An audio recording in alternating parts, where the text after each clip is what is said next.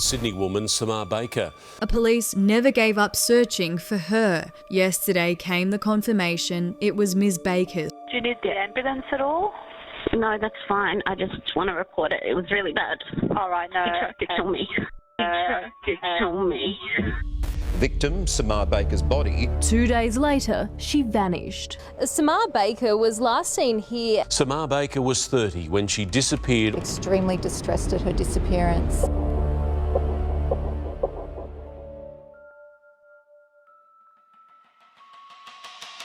The mystery is unbearable.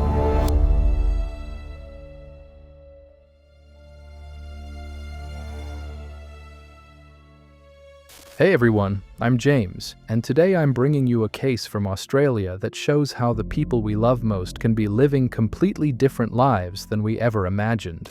When 30-year-old Samah Baker missed her daily phone call with her mother in January 2019, it triggered an investigation that would span over 4 years and reveal secrets that no one saw coming.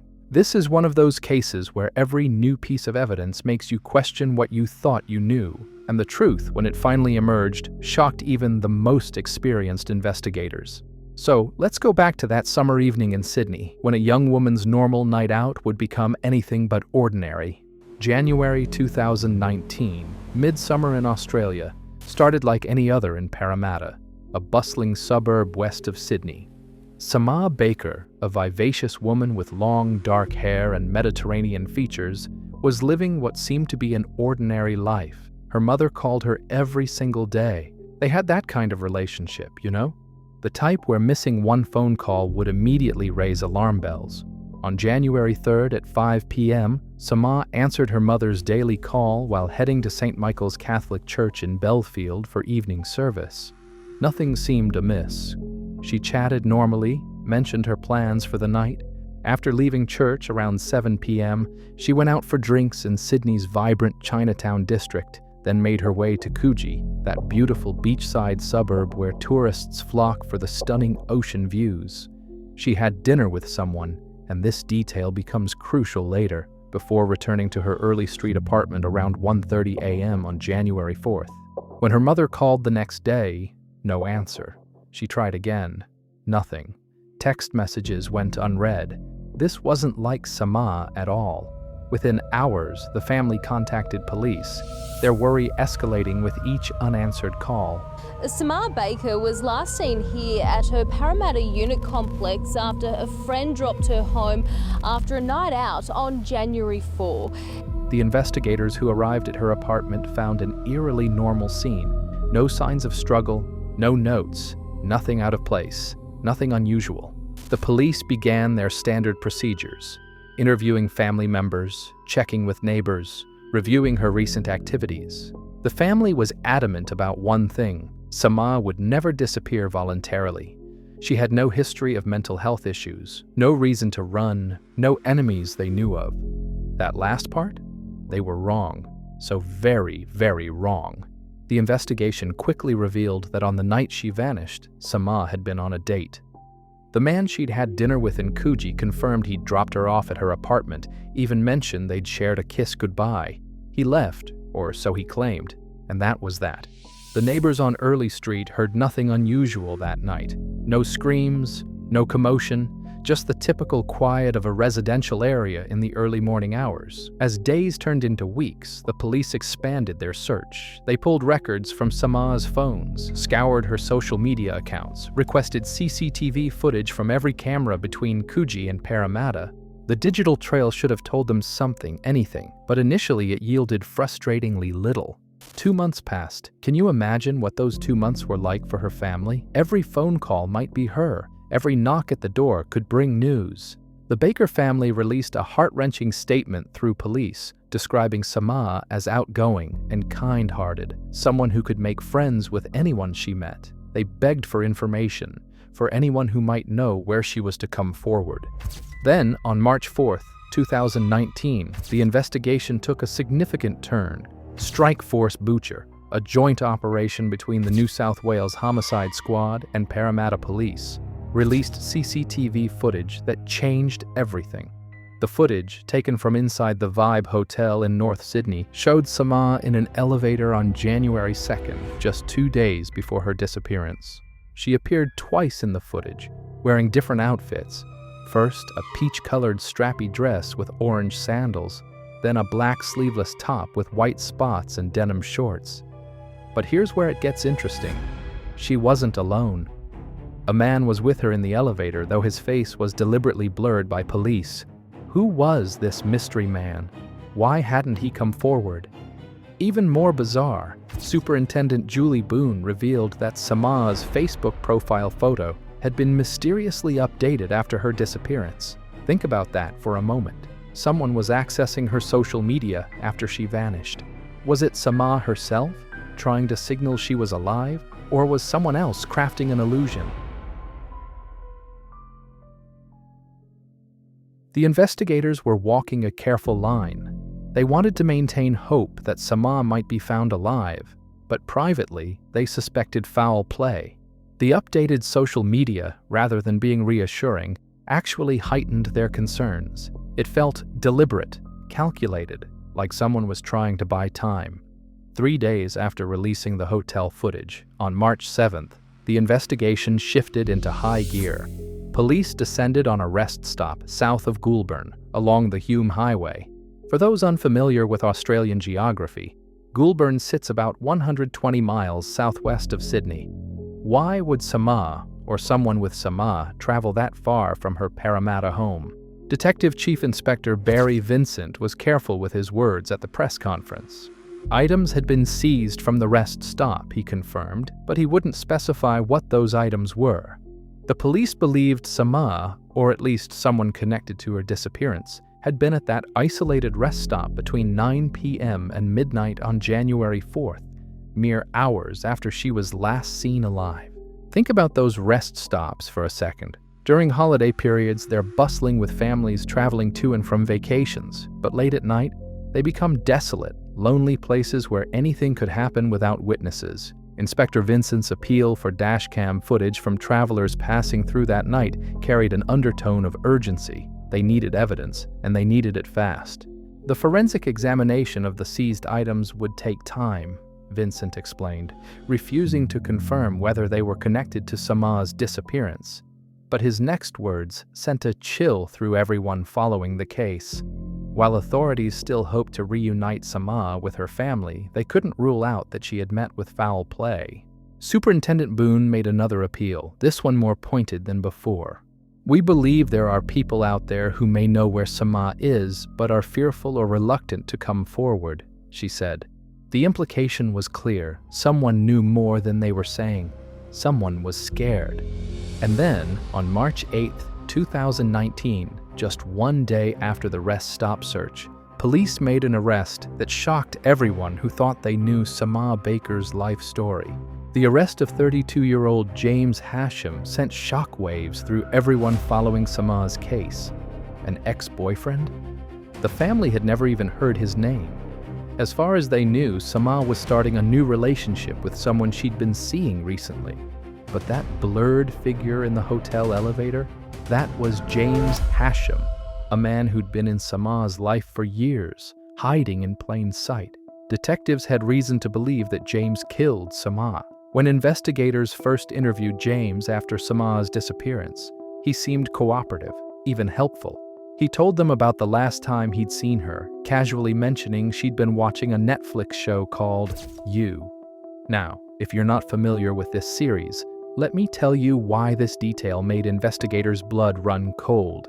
You is about a stalker who murders his victim and then uses their social media accounts to make it appear they're still alive. Think about that for a second. James specifically mentioned this show. Remember how Samah's Facebook profile was mysteriously updated after she vanished? The parallel was too disturbing to ignore. But here's where James made his first mistake. When police examined Samah's computer, checking her Netflix history, she'd never watched You. She'd been watching Gilmore Girls. It was such a specific, unnecessary lie. Why would he make it up unless he was trying to plant an idea in investigators' minds? The police began piecing together a timeline of James's movements after Samah's disappearance, and what they found raised serious questions. According to their investigation, after killing Samah in the early hours of January 4th, James loaded her body into the trunk of his car, his mother's car actually, and drove to his family's house in Hurstville Grove around 7 a.m. At 9 a.m., James parked at Hurstville Westfield Shopping Center and went to a job recruitment agency. He attended a job interview. He sat there, answered questions about his qualifications, discussed his career goals, all while Samah's body was in his car in the parking lot. Can you imagine the level of cold-bloodedness that requires? He wasn't done with his errands. Around 3 p.m., James went shopping, but not for groceries or clothes. Security footage showed him purchasing very specific items: cleaning products, heavy-duty garbage bags, gloves, and a shovel. He knew exactly what he was doing. This wasn't panic. This was methodical planning. When investigators searched James's home, they found evidence that made their case even stronger. Items in his bedroom had dark red spots on them. Testing confirmed it was blood. Further DNA analysis revealed it was Samah's blood. The trunk mat from the car he'd used, conveniently missing, but the very absence of something that should have been there spoke volumes. Phone tower data placed James's phone in Breadalbane near Goulburn for over 3 hours on the night of January 4th. Remember that isolated rest stop where police found unspecified items? That's exactly where James's phone was pinging. He'd driven 120 miles from Sydney with Samah's body, looking for the perfect place to hide his crime. But perhaps the most damning evidence was what James did after Samah was already dead. He sent text messages to her phone, knowing she'd never read them. "You must be with your boyfriend and you can't text. All good." One message read. Another said, "Last night was so good. Slept like a baby." He was creating an alibi, trying to make it look like he had no idea where she was. Now this is where the story takes an even darker turn, if that's possible. As the investigation progressed and prosecutors built their case, the truth about Samah and James's relationship began to surface. Samah met James Hasham in 2015 when they worked together at an internet advertising company. At first, he must have seemed charming, attentive, the kind of man who swept her off her feet. But by October of that year, just months into their relationship, Samah was confiding to a friend that James had hit her. The text messages recovered by police painted a disturbing picture. After one violent incident, James wrote to her, "I will not blame the alcohol. I should know better." And then, more manipulatively, "It's like someone flicked a switch in my head, and I went from so happy and calm to miserable and angry." These weren't apologies. They were tactics. He was making himself the victim, making Samah feel responsible for his violence. And it worked. She stayed. In 2017, the abuse escalated catastrophically. Samah actually went to Gold Coast police, telling them her boyfriend had attacked and tried to strangle her. Her exact words, recorded in the police report, were, "He tried to kill me." But she left before officers arrived. Well, I was just attacked by my boyfriend in the room. Do you need the ambulance at all? No, that's fine. I just want to report it. It was really bad. All right, no. He tried to kill me. The pattern repeated the following month when she reported being kicked in the gut. Again, she didn't pursue charges. This is so common in domestic violence cases. Victims trapped in a cycle of violence and reconciliation, fear and hope. James was smart about his abuse in the most insidious way. He didn't just use physical violence. He created financial dependence. He paid for her phone, her food, covered her holidays. He loaned her money, making her feel indebted. In a notebook found after her death, Samah had written in late 2017, "I hate him, and I hate myself even more for asking for his help." Can you feel the desperation in those words? She knew what he was, but she felt trapped by her own circumstances. By late 2018, it seemed Samah had finally broken free. She'd met someone new, the man she had dinner with on her last night alive. She was trying to move on, to build a life without James, but James wasn't done with her. In December 2018, just a month before her death, James showed up at her house, uninvited. Samah told a friend he'd made her feel worth nothing. Even when she tried to celebrate New Year's Eve without him, He waited at Parramatta Westfield while she got her hair done for a party, then insisted on driving her home. The financial control continued. In early January 2019, just days before her death, Samah needed money for rent. She reached out to James. She didn't want to, but she was desperate. He transferred $350 to her account, but it came with strings. He wanted to meet. She resisted, but eventually gave in. That meeting at the Vibe Hotel, captured on CCTV, was one of their last interactions. On the night of January 3, 2019, Samah went on that date with her new boyfriend. They had drinks overlooking Coogee Beach, dinner in Chinatown. It should have been a perfect evening. As he dropped her off at her Parramatta apartment, they kissed goodbye. What Samah didn't know was that James was there, hidden in the darkness, watching. The surveillance footage that investigators would later retrieve showed him lurking near her apartment complex. He saw that kiss. He saw her moving on with her life, and something in him snapped. From his car, James called Samah's phone repeatedly. When she finally answered, she told him the truth. "I don't love you anymore." Those words, that final rejection, sealed her fate. But James was cunning. He called again with a lie designed to exploit her compassion. His parents had been in a serious car accident. Even after everything he'd done to her, Samah's kind heart couldn't ignore someone in crisis. She agreed to meet him outside her apartment. At 5:10 a.m. on January 4, 2019, Samah Baker was murdered. The exact method remains unclear. Neighbors heard nothing. There were no screams. Justice Wright would later theorize that James killed her in his car, quickly and quietly enough to avoid detection.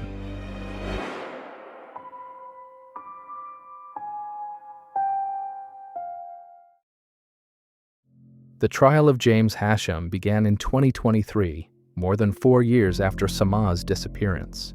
By this time, her body still hadn't been found, but prosecutors felt they had enough evidence to proceed. The case they presented was built on circumstantial evidence, but it was overwhelming. James's defense team tried a desperate strategy. They claimed that Samah's death was self-inflicted and that James bore no responsibility. But the evidence told a different story. The surveillance footage of him lurking outside her apartment, the lies about the Netflix show, the blood in his bedroom, the shopping trip for disposal materials, the text messages to a dead woman's phone, it all painted a picture of calculated murder and cover-up. The defense also brought up James's childhood trauma. His brother Joseph testified about the abuse they'd suffered at the hands of their father, a taxi driver with a gambling problem. James described being whipped with tree branches from the age of 7, branches his father would carefully prepare by stripping off the leaves to leave sharp points. The abuse was so severe that young James eventually poisoned the tree with bleach and laundry detergent. It was a horrific childhood, no doubt. But prosecutor Fiona Gray pointed out something crucial. James had never mentioned this abuse before, not in any previous statements or affidavits. It only came up when he was facing murder charges. The jury deliberated and returned their verdict: guilty of murder.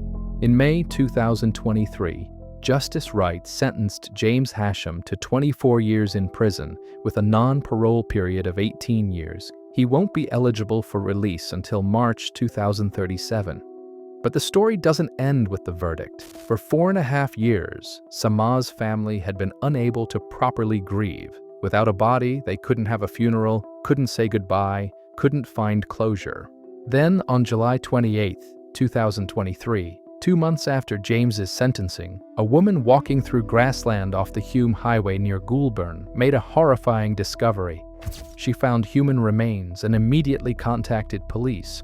A thorough search of the area uncovered additional remains. The location was exactly where investigators had suspected all along, near that isolated rest stop where James's phone had pinged for hours on the night Samah disappeared.